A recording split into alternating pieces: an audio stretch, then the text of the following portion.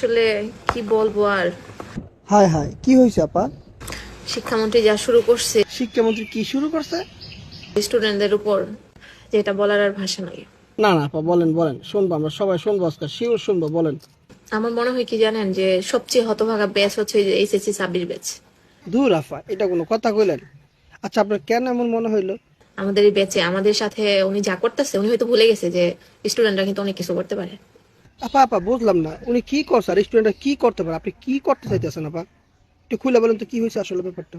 এমনি তো করছে আজাইরা প্রশ্ন, যেটা মানে বিগত বছরের কোনো প্রশ্নের সাথে কোনো মিল নাই, সম্পূর্ণ বানোয়াট প্রশ্ন। তাই তো, তাই তো, আসলে প্রশ্ন বানানোর কাজটা আপনাকে দেওয়ার দরকার ছিল। আরে এরা কারা, কোত্থেকে এলো এরা? আচ্ছা আপা, কোন স্টুডেন্ট যদি কলেজে গিয়া লেখাপড়া চর্চা বাদ দিয়া এই ভালোবাসা চর্চা করে, তাহলে প্রশ্ন কিভাবে কমন পাবে একটু বলবেন? দুষ্ট লোকের কি কথা? রং চা খাইবা না দুধ চা? রং চা দেন ভাবে। কেন, দুধে কি সমস্যা? আরে দূর, আমি কি কইছি দুধে কোনো সমস্যা?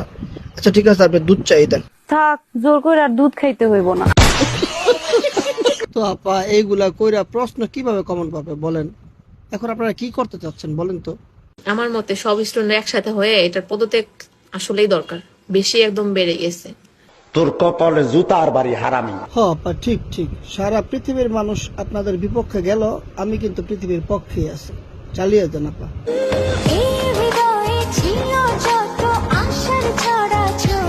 আসো খেলবো, খেলা হবে। আমাদের 2 তারিখ থেকে পরীক্ষা, আর এখন আমরা পড়ালেখা বাদ দিয়ে খেলা দেখতেছি। কি অলি আল্লাহর দেশে আমরা আছি, হ্যাঁ? এটা ফেল।